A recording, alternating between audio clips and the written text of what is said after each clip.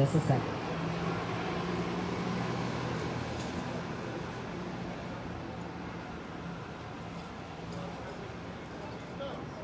Are you live? Yeah, I'm live. On this one? On my page. I just went. I just saw it. Oh, now I see it. Okay. One y'all want to hold this here? But this is much bigger. I don't see it.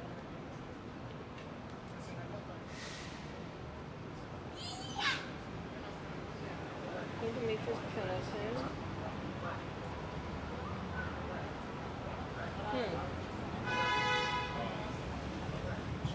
I can't get your page.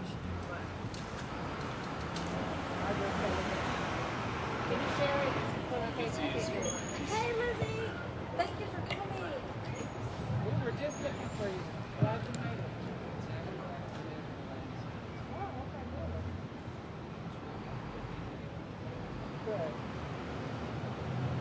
Okay, King, you're not coming up on my page, so just share it after. Right. Okay, are we ready? Are our people ready back here? Are we ready?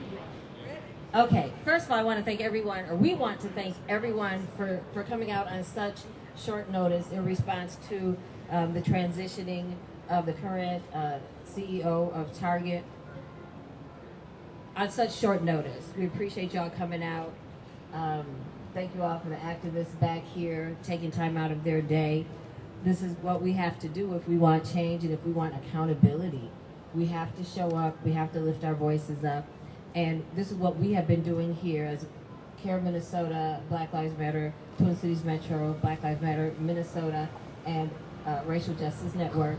We launched the National Target Boycott right here, which started on February 1st to coincide with the start of Black History Month.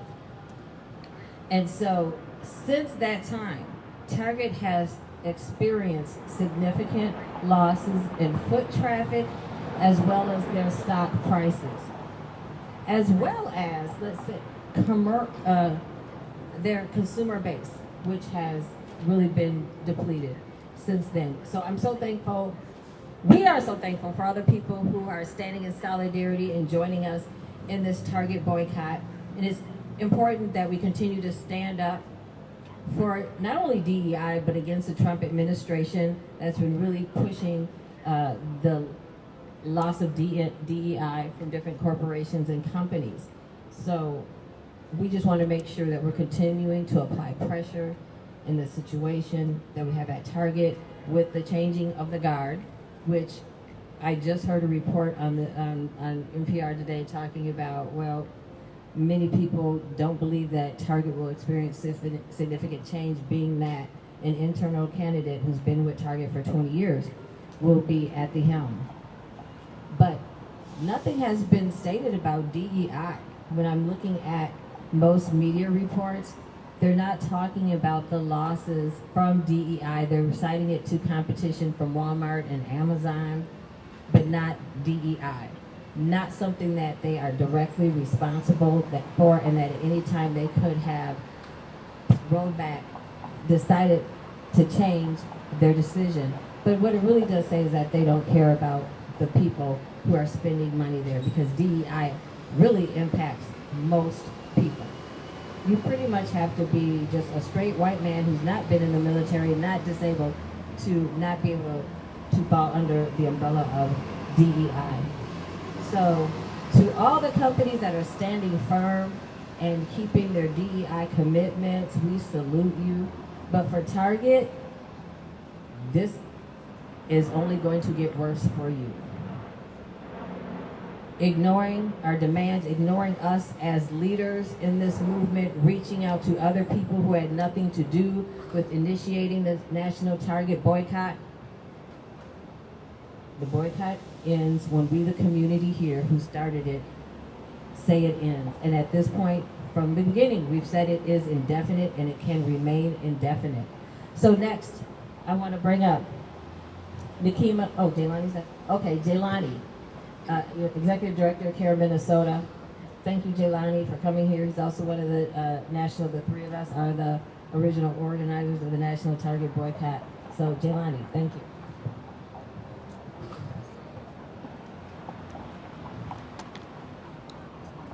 My name is Jaylani Hussein, Jaylani Greet you all with the greeting of peace. Assalamu alaikum wa rahmatullahi wa barakatuh. First and foremost, I want to say to the countless families, countless mothers, the incredible people that heard us loud and clear after we announced here in Minneapolis on Monday, January 27th, pretty warm day for a late January day. We stood right here and we echoed a call to justice, a call to stand up and fight. And Target, after President Trump's statements, decided to completely wash away from its commitment to diversity and inclusion. And for many people who have followed and boycotted, we want you to understand why Target is important and this boycott is important. It's important because Target has invested in foreshadowing to many people and displaying that they are committed to DEI and that they are going to be leaders in DEI in corporations across this country. They were not a company faking it. They were a company showing that they would lead. But what we found out is that they lied. Not only did they lie, but they crumbled. And the leadership of Target decided that the consumers were not important enough. Black dollar was not important enough. Women's dollar was not important enough. They chose to be cowards instead of being courageous. They chose to stand up for greed and not for people. And Target believed that this boycott would not impact. It's been now nearly 200 days. And what all the statistics and economics are showing, that since this Target boycott was announced on that Monday, every single week since then, Target foot traffic in every store of its nearly 2,000 stores have declined sharply and continues to decline. On that morning, Target stocks were trading at $142 per share. Today, and as earlier today, it was at $98 per share. A loss of 31% of its market share of that of the stock. That is a loss of about $12.5 billion in its market value. Comparatively, the other companies have not seen that sharp decline. This is why we believe the decision to rush and to force out Brian, the CEO of Target, Brian Cornell, the CEO of Target, is a direct result of the success of the people of this country who decided that they are not going to allow Target to get away with its effort to not only reject DEI, but to signal to other companies across this country that it's acceptable and you can survive after you commit to literally rolling back DEI. Why is this boycott important? This boycott is important specifically by Target because Target, on its own, after the murder of George Floyd here in Minneapolis, decided to say we are going to be a corporate leader that's going to make big and bold promises. They promised over $2 billion into the black community. Yet today we know that they have spent much less than that into supporting black businesses and to correcting the injustices. In fact, we know that Target has historically not invested in the communities that it says that it cares about. And so when we called for this boycott, many people across this country heard it and began, and now we have seen many other boycotts across this country because of the Target boycott. But this boycott today, as we speak to you, is successful because of the mothers across this country who chose not to spend their dollars at a company who does not value them, does not value their neighbors, does not value the future of this country, which is supposed to be a more diverse and inclusive country for all people. For all people. Not just some people, but for all people. And Target shamefully has ignored the elephant in the room. It ignored the powerful black women across this country. It ignored the powerful white women across this country. It ignored the many who heard the call to boycott and have began to boycott. And we have seen, we have seen from all across this country ghost Target stores where literally nobody's in them because nobody is shopping at them anymore. And we've heard from the CEO, the outgoing CEO, saying that it was about tariffs. If it's about tariffs, then why is not Walmart and these other companies losing 31% of its shares? Why are they not losing 31% of its shares? When you ignore the elephant in the room, as Target has done, we are at this point today. So I commend this incredible community. For those who have watched, for those who have began to shift your dollars away in dollar diplomacy toward justice, today is a victory.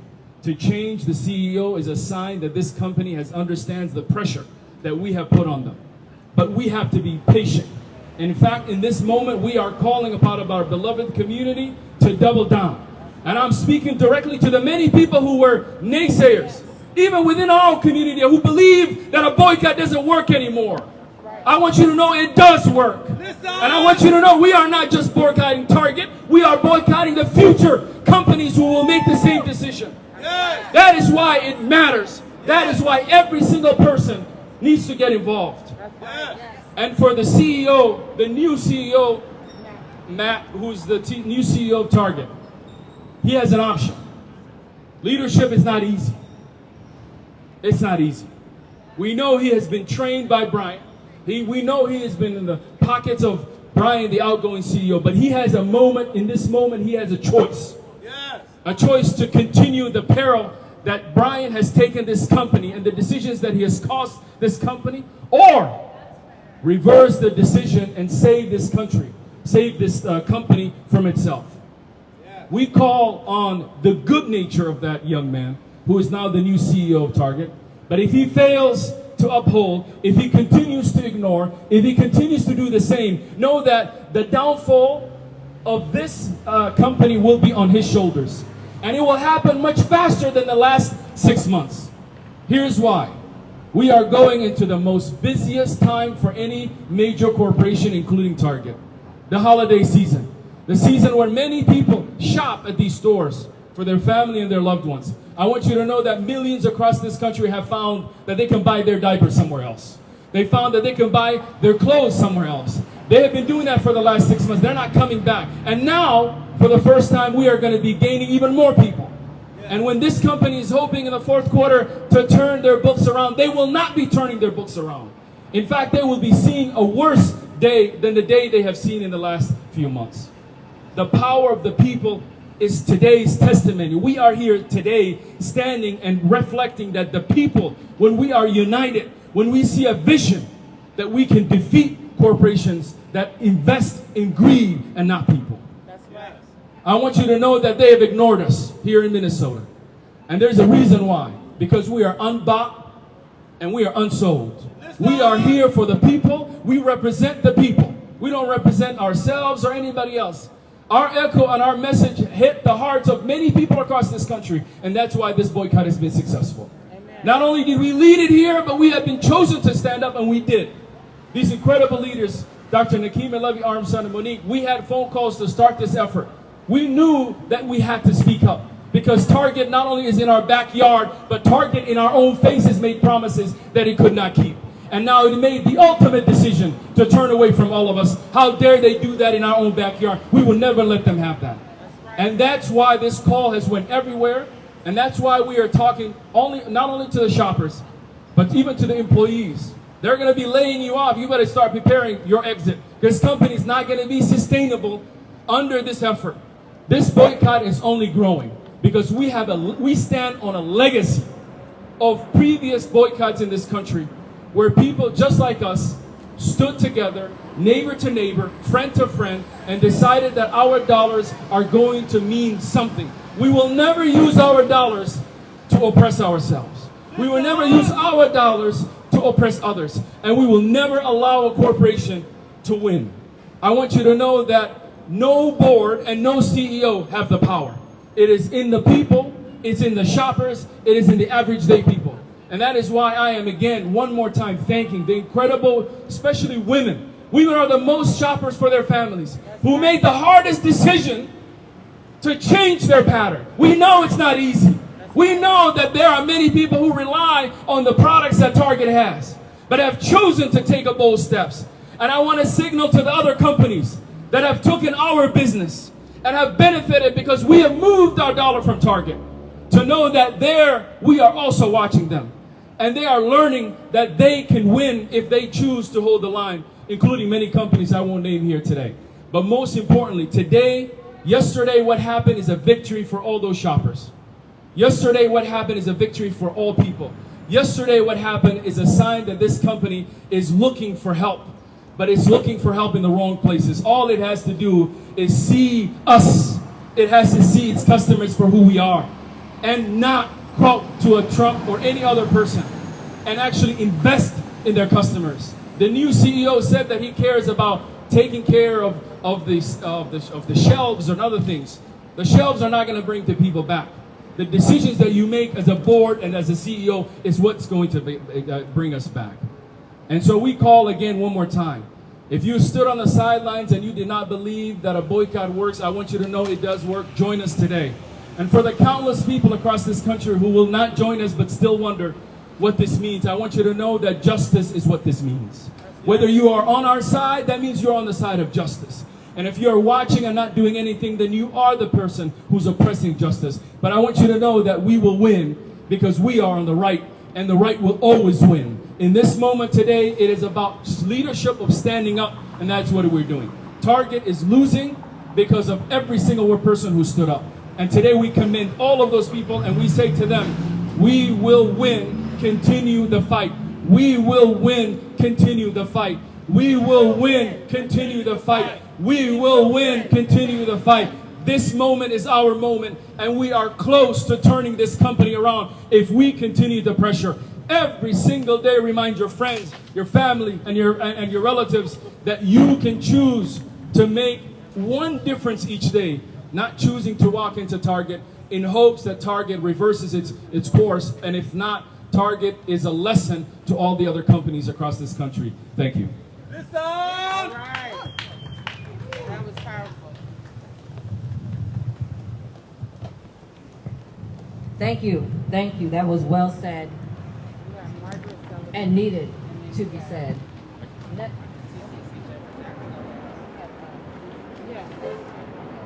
Next, we have an organizer with the amazing group Twin Cities Coalition for Justice, celebrating 10 years in November. So, Lizzie, thank you for being here, and let's see what you have to say. All right, Lizzie. Hi. Thank you. My name is Lizzie Palmer. I'm a member of Twin Cities Coalition for Justice, and I'm honored to have been invited to speak here today at such a momentous occasion. Over the past 6 months of this boycott, from both the first quarter and the second quarter sales report, as well as with the recent news of the CEO stepping down, this is a victory for this campaign. Boycotts are long and hard-fought battles that often go on for many years. And the fact that we've seen this much success in just 6 months is momentous. If Target cannot make the right decisions themselves to give black applicants a fair and equal chance for a job, to not treat people as equal beings, then we will have to remind them the consequences of their actions. For if they cannot equally treat people and maintain DEI programs, they will not receive hard-earned black dollars. And not only that, they will fail to receive the dollars of every person who believes that justice is needed in this country, who believes in equality, who believes in accountability, the people who know the difference between right and wrong. This is not just about such superficial things as jobs or money or careers. This is about a fight for equality and racial justice in this country. That's right. That's right. Not only has Target failed to maintain its DEI programs under the Trump administration, they have also for many years been cooperating with police departments across the country in their surveillance of civilian populations through the numerous cameras at all of their stores. At Twin Cities Coalition for Justice, we believe that there needs to be accountability for the police in Minneapolis, and that includes their cooperation with Target, not only in their ongoing trade of surveillance, but also the continued oppression of people outside of Target stores. Twin Cities Coalition for Justice, coming into its 10th year now, since it was founded in 2015, has been petitioning to establish a civilian police accountability commission in Minneapolis that would have total oversight power of the MPD. In its budget, its oversight everything. Ultimately, I imagine that would include how the MPD operates with Target. We understand that there is a lot of solidarity between the violence that people face from police and the oppression that we are now seeing from Target as it removes its DEI programs. And we stand in firm solidarity with the DEI boycotts of Target. Thank you. Thank you. Excellent, excellent, excellent. Thank you for that. So next we have Margaret Sullivan. Thank you so much for taking time out of your day to come down here once again. Thank you. I was going to end what I was going to say with this first remark, but let today be the last day that anyone tells you that boycotting does not work. That's right. It works when you have consistent and effective leadership. It works when you have people who are willing to hold the line and not turn back no matter what. Done are the days when we will dance and shuck and jive for this corporation. That's right. Target has benefited off the fairy tale and the lie that Minnesota has sold us for years that we all belong here. They have profited off of that lie. Target knows what is popular, what's trending, and what's cool, and that all boils down to black. And it all boils down to black women.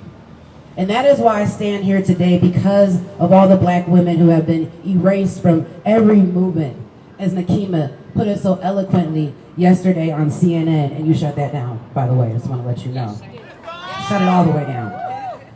But I stand here for the women such as Joanne Robinson, Claudette Colvin, the many women who have been pillars in every movement, but their names are seldomly said and they never get the credit. And let's not be confused. We don't do this work for credit. You can't. You can't do it for pay either. That's another conversation for a different day. But with credit comes certain resources and respect that you need to carry on to do the work. So it is important that last night on CNN, Nakima made it a point to state the facts that it is black women who have led this movement. And it was black women who made the call to hit the streets when George Floyd was murdered. And that's why Chauvin is in prison today. Black women made that call. And a black woman recorded what happened.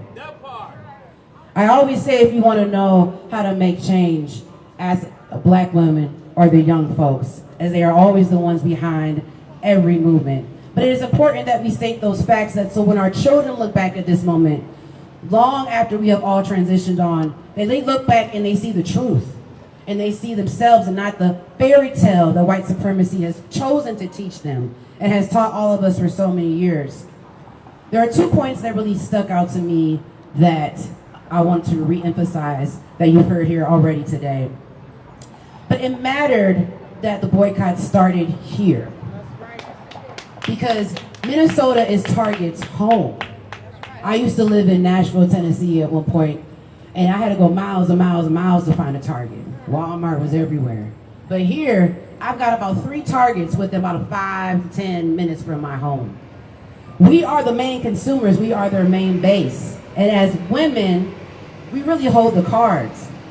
If this movement had not started here in Minnesota, if it had not been led by the people behind us, it would not have been as effective. And it would also not be still going. See, unlike certain other people who have tried to co-opt the movement, I had to take it there, I'm sorry. Actually, I'm not sorry. That's probably why you invited me here today. We didn't put a time frame on our movement. It doesn't matter that someone resigned, because that's not enough. What is the next person coming in going to do? See, in Minnesota, putting boots on the ground is not new to us. And shutting things down is like second nature. So it mattered here. It matters that it started here, because that's why we are here today, and that's why we are still standing strong today. So as I said in the beginning, to let this be the last time that anybody tells you that boycotting doesn't work, that taking a stand doesn't work. I remember, as I referenced earlier, when George Floyd was killed. And I remember leaders like Nakima, like Monique, making the call to, we're going to put boots on the ground. We're going to hit the streets. And people said, that's a waste of time. It's not going to do anything. But look what it got us. And look where it's getting us now. So keep the boots on the ground. Hold the line. There are plenty of other places that we can put our money into. But let me end it with this. Before you think about putting your money into anywhere else, make sure you're putting it into Black businesses. Because there's so much more that goes into this boycott than just us stopping to shop at Target. It's about us valuing and respecting ourselves and respecting our dollars and realizing how much we have contributed to this world, to this Western society. It is important that these corporations respect us and respect our dollars. And until they do, we'll be putting our dollars somewhere else. Thank you. That's right. Amazing job, sis. Thank you. Thank you so much. I'm going to piggyback on this boots on the ground. We didn't just have a press conference to announce this. We came back with another press conference, but we had our boots on the ground right inside those doors. In February. We went inside and we made some noise. We made some good trouble. That's right. They could not ignore us. They had their security standing there watching, and we were turning up in there. We had some good chance and a good time standing up for justice. That's why they locked the doors today. Yeah, and the doors are locked today. But in honor of John Lewis and Good Trouble, with other organizing groups, we marched from the Hennepin County Government Center with 2,000 people to the Target headquarters on July 17th. Yes, we did. So that's the difference when you have activists organizing as opposed to opportunists. Opportunists co-opting. We are here and we are on the ground, putting in the work, creating awareness, and continuing to keep pressure right here at Target headquarters. So next we have the amazing freedom fighter, Marvina Haynes, brother of Marvin Haynes, sister Marvin Haynes, who was wrongfully incarcerated under Amy Klobuchar's reign of terror as Hennepin County Hennepin County prosecutor. And so Target does tie into all of this because Target had been giving money to the Hennepin County Hennepin County Prosecutor's Office based on convictions. And Amy Klobuchar raised the conviction rate for Black boys and Black men by 600%. And it is estimated that there are still about 200 people wrongfully incarcerated because of this. And Target has a hand in that. And also, this practice we believe continued when Mike Freeman was in office. And so now we have an amazing campaign to free Mahdi Ali. And Target supplied an so-called expert witness, even though they had their crime lab that analyzed some materials and it just didn't add up. So now we're fighting to free Mahdi Ali, and Target has a hand in that. And that's a shame. It's ridiculous. It's reckless behavior on the behalf of Target. So it's one thing to drop your DEI, and people can say, well, yeah, that's very insensitive, but it is completely reckless and unacceptable to promote the incarceration of innocent Black men and Black boys. So next, Marvina Haynes. All right, Marvina. Thank you all so much. I am Marvina Haynes, the founder of Minnesota wrongfully convicted judicial reform. Sorry about that. I'm a little nervous all the time when I start, but I'll catch on right on cue. I'm also a current county candidate for Ward 4. City council candidate. My heart is beating a little fast because I need to bang on Target for all of the wrong that they have done, not only to my family, but all of the families who have been taken to prison by their surveillance that they were doing on Tough on Crime. During the Amy Klobuchar era, our community seen a tough on crime act that they were going around. They were picking up kids through the judicial system. They were picking up kids through the child protection system. They were even charging kids as a criminal from showing up late through the curfew system.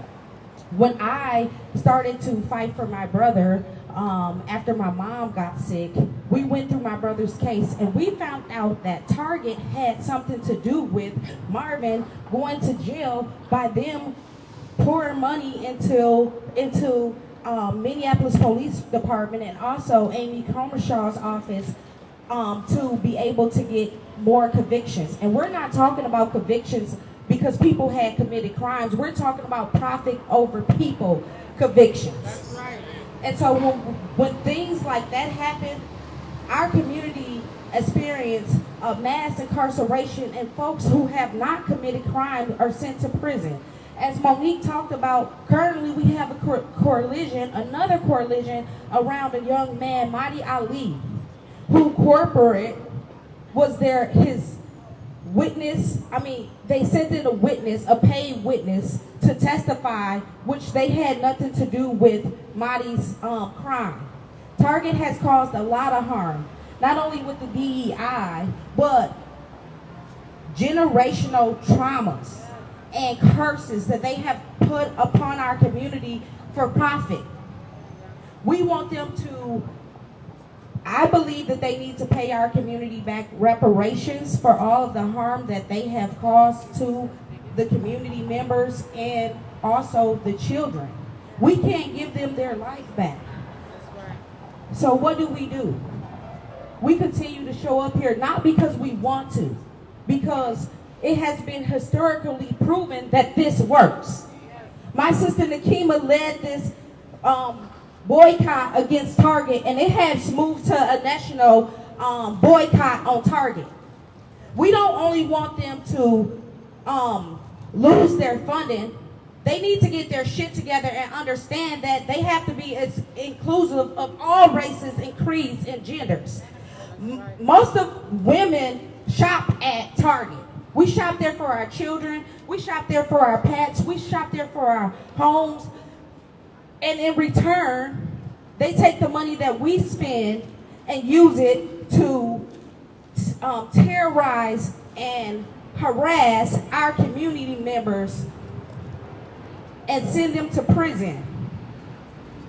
I believe that Target is responsible for the 600% increase that we've seen when Amy Comershaw was in office. And due to that number, we believe that there are 200 more people sitting in prison right now for crimes that they didn't commit. Target has done nothing but sit back and hide their hand. We are calling on Target to do the right thing, to move swiftly in this matter, to bring in reparations for families who have been harmed directly at the hands of Target's investigation and funding that they poured into Hennepin County. And we are asking for Mahdi Ali to be free immediately. Evidence shows that he did not commit that crime. How can you use a paid informant? It's the same thing. They were employed by Target. It's the same thing as if you use a paid informant. And he was a teenager at that time. So he had to go into the courtroom with all of these cards stacked against him and all of this power. They knew what they were doing, and they continue to do it. We're here to say no more. We do not want them investing more money within Minneapolis Police Department. We do not want them surveillance our community and causing more harm. We know that there's a new surveillance that's going to be coming out September 1st for Minneapolis Police. If Target has anything to do with that, we're asking that you pull out your funds immediately and stop causing harm to North Minneapolis and the residents of Minnesota and worldwide. Thank you. Thank you so much. Thank you so much. Next, we have Brad Siegel, a very important community organizer and activist working for immigrants' rights. All right, Brad. Thank you, Monique, and thanks everyone here for being present at this really important press conference. As an activist here in the Twin Cities fighting for immigrant rights, I stand in solidarity with the Target boycott and with the black women and the organizers here who have made this happen. We've watched the Target Corporation for many years, going back as far as I remember, looking like in 2010 and even further back. Target was supporting politicians who were waging attacks on our immigrant neighbors, and that's not okay.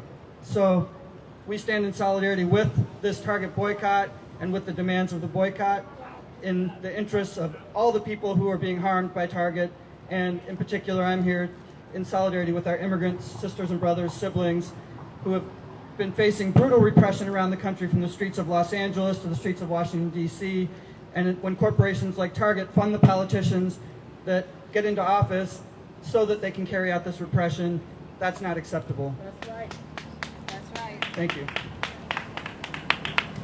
Next, we have Trahern Cruz, co-founder of Black Lives Matter Minnesota.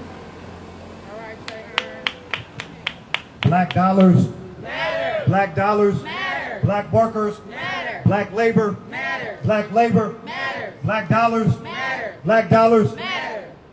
The boycott in Montgomery worked, and the boycott started by Nakima Levy Armstrong and Monique Kohlers-Doty, and our brother Jaylani has been very effective and has worked and has cost Target $16 billion in counting. And the CEO, who was going back and forth being duplicitous about racial justice and economic justice for marginalized community, has been forced to step down. And that's a great day. That's huge. But we're here, we're demanding that Target reinstate their DEI program with the focus, immediately with the focus on centering black women and black communities, which they have been harming for over the last 25 years, like Marvina and others have just talked about. Black women in corporate America are the least to have advocacy. And when you don't have that advocacy, it causes you to get harmed and lose employment and etc. So we want not just Target, but other corporations who have ended their DEI program and aren't giving black women the advocacy that they need. We need them to be centered first with this DEI program. Black women in Boston suffer from the racial wealth gap. Black women in Minnesota suffer from the racial wealth gap, and it has to do with wages and labor. So we're demanding that Target immediately reinstate their DEI program with a focus on black women and stop surveillancing black families and communities. Black dollars Matter. Black dollars Matter. Peace. Thank you. Thank you, thank you. So, I want to make a distinction between the Target fast and our national Target boycott. When we launched this Target boycott, we were inclusive.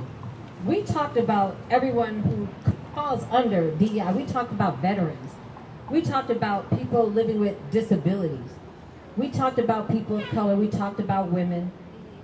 We were very inclusive in this because it does affect everyone. And let me tell you, if it was only about black women or black people, it would still affect everyone. That's right.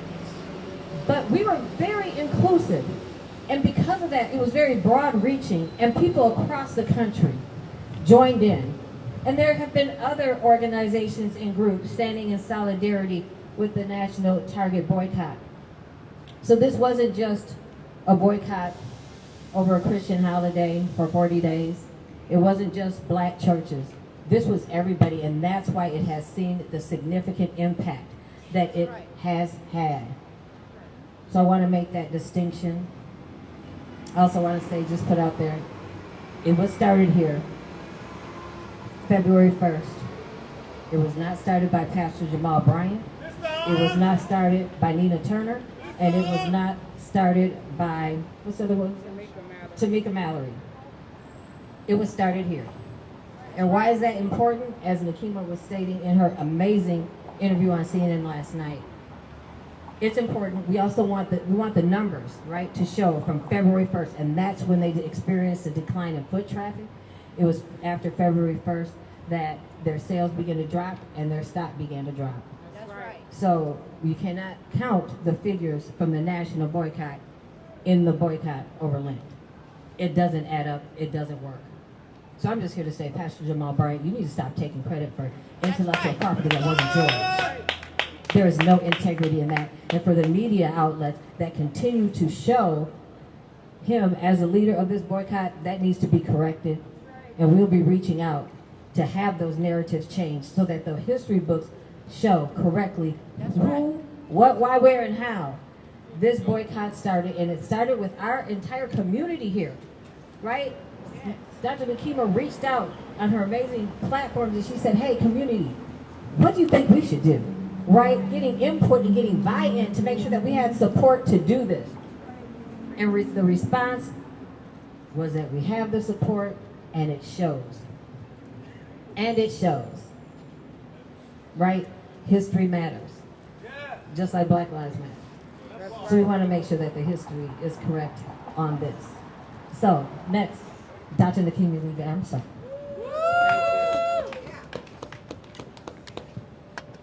Good afternoon, everybody.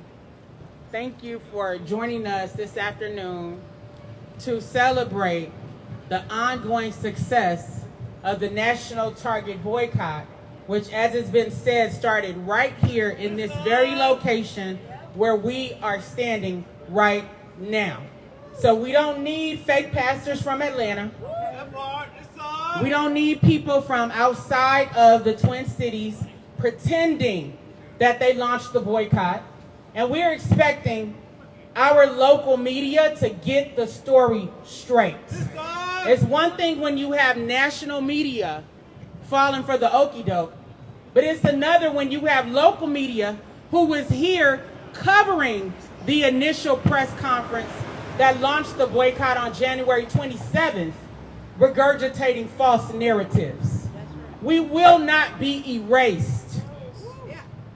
And we had the moral authority to launch this boycott because, number one, Target Corporation is headquartered here in Minneapolis. Number two, Target has one of their main stores right across the street from the 3rd Precinct Police Station, which is the police station that Derek Chauvin and the other 3 officers worked out of, who were responsible for murdering George Floyd. So Target was fully aware of the pain and the trauma that was inflicted upon this community through the Minneapolis police murder of George Floyd, as well as other stolen lives. And as you've heard here today, Target has played a role in perpetuating oppression through their involvement in funding the Hennepin County Attorney's Office under both Amy Klobuchar as well as Mike Freeman. For some reason, we want to gloss over these damning facts against Target and act as if they're the best store in town when they have these dirty little secrets in terms of the oppression that they have participated in against black youths and black adults. And as it has been said, there are still people incarcerated to this day, wrongfully incarcerated, as a result of Target's investment in the county attorney's office, and also providing local police departments access to their high-tech surveillance systems. You don't have to believe me. Unicorn Riot did a series documenting this information, which people can access on YouTube. And if folks want to learn more, watch that series and get involved and join the calls to free people like Mahdi Ali, who, as was said earlier, was just a teenager when he was railroaded by the Hennepin County Attorney's Office, the Minneapolis Police Department, and Target Corporation. They sent so-called experts who manufactured testimony that resulted in an innocent young teenager who was a Minneapolis public school student being brought into the criminal justice system. And he's still there to this day fighting for his innocence. These are the stories that need to be told when we are talking about Target's history. So when you think about Target's behavior in that sense, it helps us to understand how and why Target so easily rolled back their commitments to diversity, equity, and inclusion within days after Donald Trump took office. And they can't say that they didn't know what they were signing up for, because they watched Donald Trump during his first administration have a Muslim ban, target immigrants, and cause all kinds of harm within our society. So Target knew who they were aligning themselves with when they made the decision to roll back diversity, equity, and inclusion. And not only that, but to contribute $1 million to the Trump-Vance Inauguration Committee, the first such political donation in Target's history.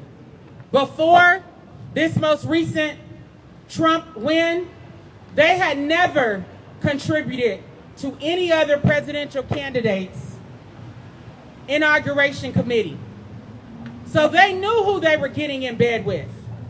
And let's talk about the harm that's happened, the fascism that's happened under the Trump administration, the authoritarianism that's happened under the Trump administration. Let's talk about the impact to immigrant families and communities. People being dragged out of their cars, slammed to the ground, in fear for their safety, not able to go to work, not able to eat at their favorite restaurants, concerned about taking their children to school because of the viciousness of the Trump administration as well as ICE. So that's who Target decided to align itself with. And think about the attacks on Black history that have happened since Donald Trump took office, trying to scrub the Smithsonian of references to our history because he wants to focus on a revisionist history that centers whiteness and white supremacy. He wants to erase historical figures in Black American history who have made a difference.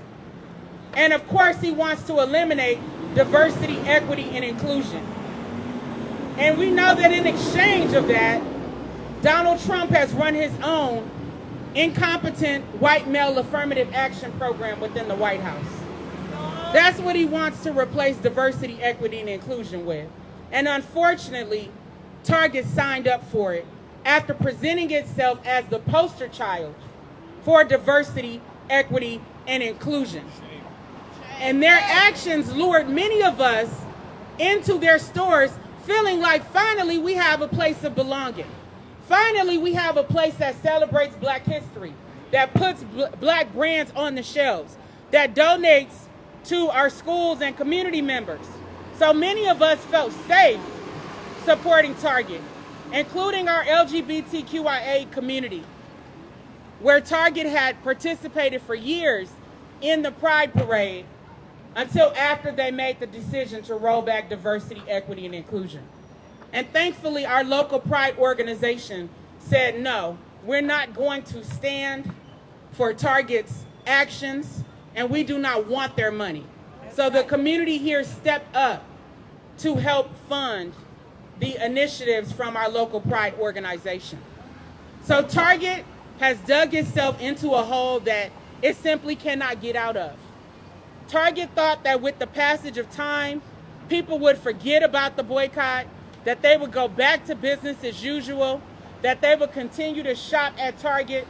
But as the third quarter numbers show, we ain't going back. We ain't going back. They have had continuous declines in their sales, as Jaylani said, since the start of this boycott.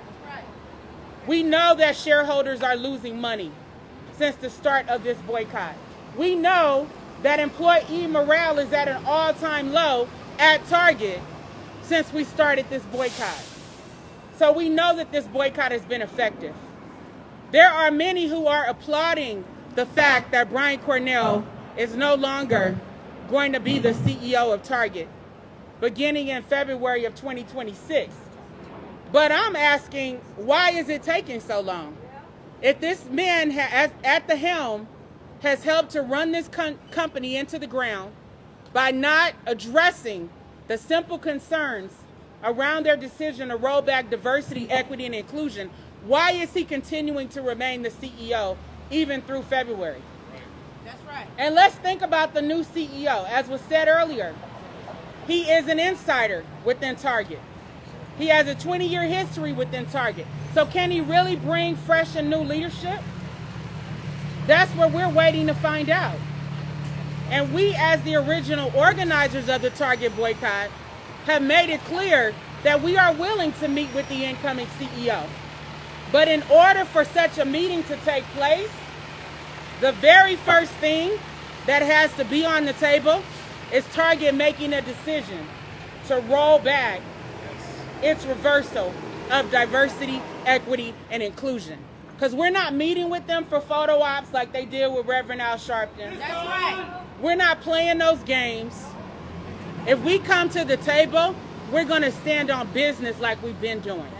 And Target understands that, which is part of why they have made so many attempts to bypass local leaders, to go to people outside the state, to engage in misogyny and patriarchy, and try to choose who speaks for us. None of those people speak for us. Why? Because we speak for us. That's right. And beyond that, we think about the fact that without women, this boycott would not have been effective. Women are the ones who hold the purse strings in our families regarding our discretionary spending. So it's women overall that has sustained this boycott. But who are we seeing rise up in leadership and make the same bonehead mistakes again and again? Men. That's just the reality of the situation. Maybe if they had more women in key leadership positions who actually have power, maybe if they have more black women in key leadership positions like they used to do, they wouldn't keep making mistake after mistake after mistake that have caused many people here and around the nation to say that they're never going back. So we're calling on Target. You have seen the damage that has been done because the people have decided to rise up, to not sit on the sidelines, to use the power of their purse in order to fight back against oppression, fascism, and authoritarianism. To fight back against companies like Target that on the one hand pretend to be community-minded, but on the other hand have shown that they are willing to align with the Trump administration, that we refuse to accept companies that put profits over people. So that being said, we hope that Target accepts this invitation for a change. That can only happen if they meet the two demands we laid out on the table. The first, deciding to reverse their decision to roll back diversity, equity, and inclusion. The second, to account for the $2.1 billion pledge that they made in 2021 when there was a so-called racial reckoning after the Minneapolis police murder of George Floyd. And they made some specific commitments with those funds, including putting black brands on the shelves, increasing their supplier diversity networks, improving the black customer shopping experience, and improving the hiring and promotions of black people within the company. So we're expecting for them to account for that $2.1 billion and to be able to show data that they have met their goals and metrics that they set in 2021. They also pledged millions of dollars towards engaging more inclusive media groups. So we want to see that that has happened as well. We have the oldest black newspaper in the country, in the state here. That is the Minnesota Spokesman Recorder, which just celebrated its 91-year anniversary, and it is run by a black woman. So we're expecting that Target is making good on the promises that it made. Otherwise, there's no point of discussion regarding calling off this boycott. Because like I said, we're standing 10 toes down. We're asking people to double down. We're asking people to join us, get involved, and hold Target accountable for its actions. Thank you.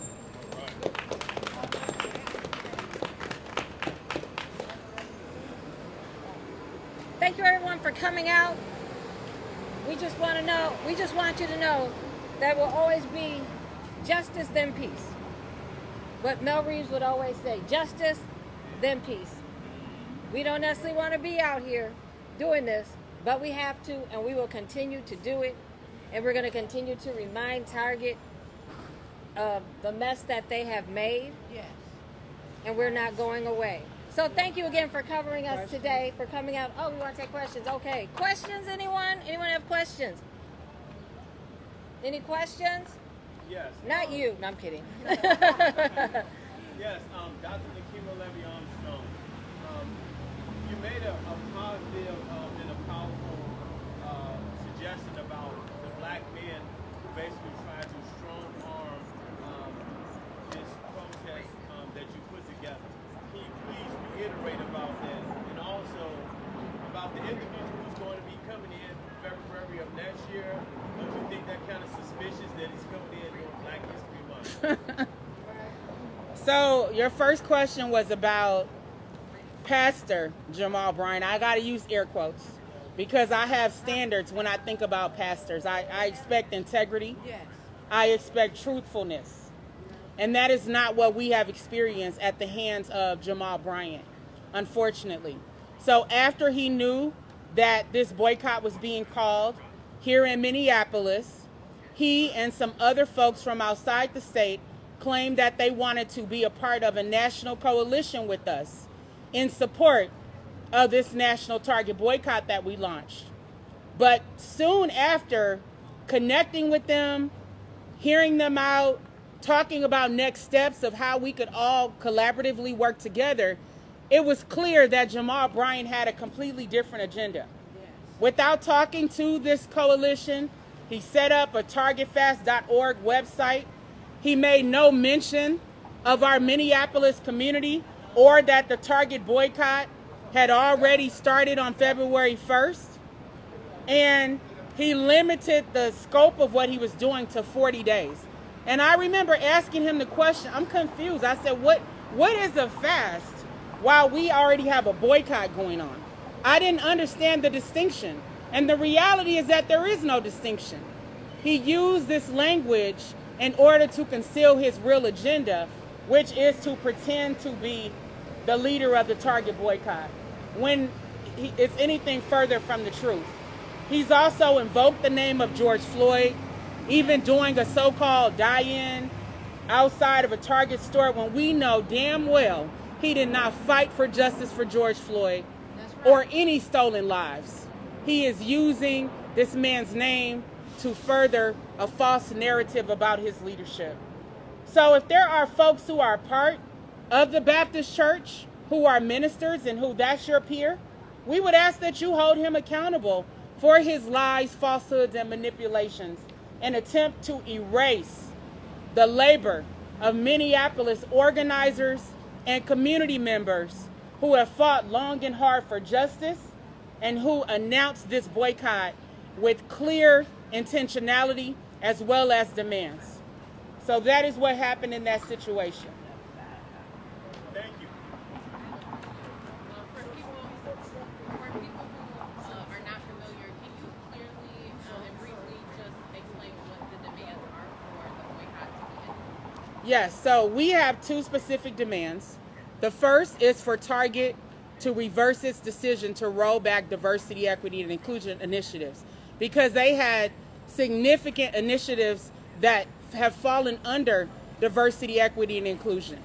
So they need to continue in terms of the progress that was being made. And we would say double down like companies like Costco have done in terms of the commitment. The second is to account for the $2.1 billion pledge that they made after the Minneapolis police killing of George Floyd. Target presented itself as a national leader that many companies look to as an example and that made similar pledges. So for Target to reverse course in 2025 because of capitulating to Donald Trump, that signal to every company in America, if we let them get away with it, they can all get away with it.